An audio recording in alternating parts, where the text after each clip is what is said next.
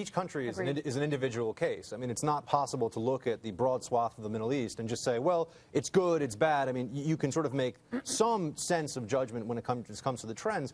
But when you're talking about his policy, the part of it that really matters is this. People should know where the president stands on a lot of these issues before he even says anything, because it creates a set of expectations in other actors. In all international relations situations, there's somebody on the other side of that transaction, if you will. And what can they expect the response to be? And I think in those cases, recently, I mean, I can't say how things would be if there was no president, but in those cases recently, you've seen that there is no policy because people don't know what to expect. And in fact, there have been walkbacks from very ham-handed attempts to describe what U.S. intention is in the region. And I would think also, I mean, most of us and most average voters aren't foreign policy scholars. They just want a sense of stability in the region. And maybe that's asking too much. Wow. But they want a sense, okay, Israel is stable, and our relationship with Israel is stable. And at least we know what relationships are good and what relationships are tense. And there's no feeling of, do we have friends in Egypt anymore? Or are we not friends with the Libyan people anymore? Or, you know, I think they just want a sense that things are not going to spiral out of control. And I think we all feel like things are spiraling out of control. For me, it would start with a clear articulation of strategy so that I and voters know why we're getting involved in certain areas the way we are, why we're not getting involved in other areas. What's the strategy across the board? And I'd also like there to be no mixed messaging so that we don't always feel like we're waiting to see what the administration's going to say, and there may be a 180-degree turnaround the next day. So, Jedediah, you and Buck are kind of on the same page here. It's a clear, coherent message that the world understands where the United States is coming from. Let's address each one of yours individually. Start with yours, Amy.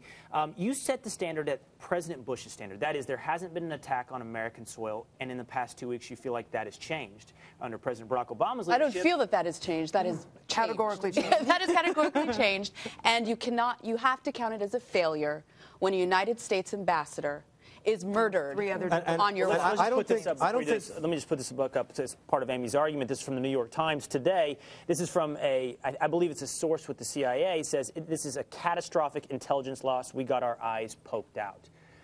So this is an attack on American soil, clearly, is your argument. Clearly. And if I could add one more thing from that 60 Minutes interview last night, when he calls it a bump in the road, you might say, well, he was being a bit lazy and he was just, using soundbite talk.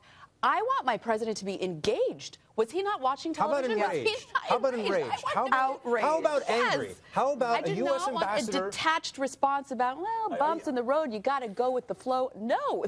Events occurred over the last 2 weeks that he should be deeply, deeply involved and concerned about. Horrific events. I mean, and this is, I don't think the bumps in the road comment, the Netanyahu comment, I think they could try to sort of walk back from a little bit more easily. The bumps comment, though, what is the big issue right now in the Middle East that everyone's talking about? It's what happened in Libya. We had a U.S. ambassador assassinated. We had other brave Americans abroad killed in the line of duty, and this administration talks about it like a treaty wasn't signed. Black flag we have people losing their lives in Afghanistan every day for a war the president can't even articulate why we're still there or why we're adhering to this timeline other than for his political prospects. I think it's a bump in the road to him getting reelected, and that's all he cares about. And that is very distressing for the commander-in-chief to be doing right now. And there's also no sense that he's going to change course, that it's almost like someone needs to wake him up. And as you said, yes, he is detached in these moments, and this is coming from a man who often isn't detached. When he's campaigning, he's very much at attention, he's very much focused, he's very much paying attention to what's happening. He could make Trayvon Martin about his own kids. Right. He could make Sandra Fluke about his own daughters. He has the ability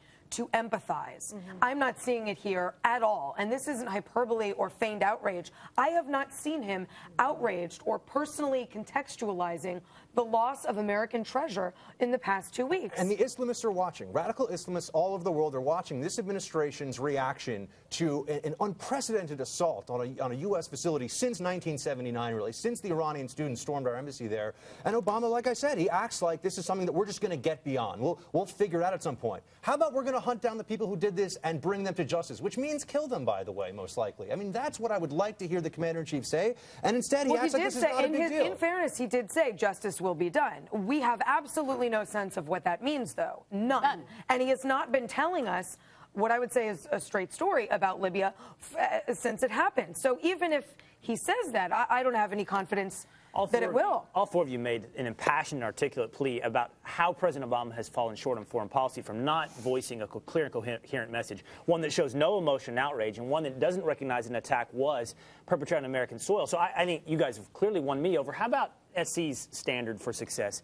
Stability from Libya to Afghanistan, is that a fair standard to hold someone to? Well, I don't think I meant stability in terms of let's solve the Middle East, and that's the charge I pass on to the president.